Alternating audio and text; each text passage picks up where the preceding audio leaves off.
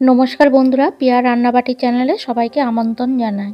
আজ আমি করব ডিম তেল ছাড়া সুজির পন্সি কেক। তো দেখতে থাকো আমি কিভাবে কেক বানাই। কেক বানানোর জন্য আমি 200 গ্রাম প্যাকেটের 1 প্যাকেট সুজি নিয়ে নিয়েছি, আর 6 চামচ চিনি আমি সুজির মধ্যে ঢেলে দেব, আর 4 চামচ গুঁড়ো দুধ আমি সুজির মধ্যে ঢেলে দিলাম, আর মিষ্টির ব্যালেন্স ঠিক রাখার জন্য আমি সামান্য পরিমাণ লবণ দিয়ে দিলাম।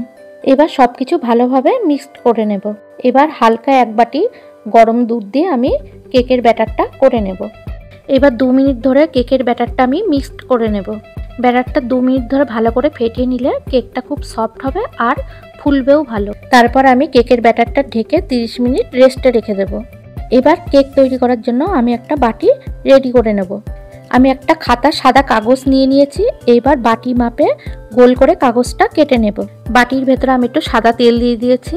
এবার তেলটা আমি বাটির ভেতরে মাখিয়ে নেব। এবার কেকের নিচেটা যাতে না পুড়ে যায় তার জন্য ওই গোল করা কাগজটা আমি বাটির নিচে দিয়ে দিলাম। ভালো করে এবার তেলটা ব্রাশ করে নিলাম। তেলটা একটু বেশি করে দিতে হবে। কেকের ব্যাটারটা আমার 30 মিনিট হয়ে গেছে। ঘনত্বটা ঠিক এমনই রাখতে হবে। কেকের স্বাদ বাড়ানোর জন্য আমি পরিমাণ মতন এলাচ গুঁড়ো দিয়ে দিলাম। এলাচের বদলে ভ্যানিলা এসেন্স থাকলে 2 মুঠা দিয়ে দিতে পারো। এলাচ গুঁড়ো দেওয়ার আগে আমি 1 চামচ বেকিং পাউডার দিয়েছিলাম।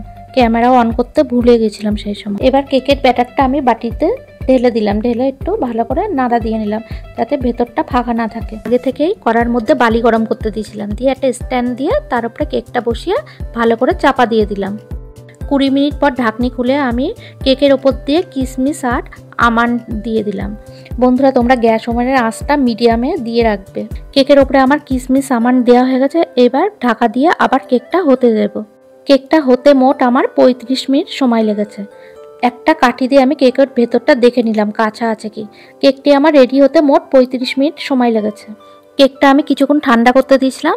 এবার চাকু দিয়ে কেকটা আমি বের করে নেব। তাহলে বন্ধুরা, তোমরা দেখলে তো কিভাবে আমি খুব সহজে গ্যাস ওভেনে কেক বানিয়ে ফেললাম। আমার রেসিপিটা যদি তোমাদের ভালো লাগে তাহলে আমাকে লাইক কমেন্ট করতে ভুলে যেও না। আর যারা আমার চ্যানেলটি নতুন দেখছো তারা আমার চ্যানেলটি সাবস্ক্রাইব করে বেল আইকনটি বাজিয়ে রেখো, তাহলে আমার নতুন নতুন রেসিপি সবার আগে তোমরা দেখতে পাবে। কেকটা কিন্তু খেতে খুব নরম হয়েছে, একদম দোকানের মতন। তাহলে বন্ধুরা, আজ যাই, আবার দেখা হবে।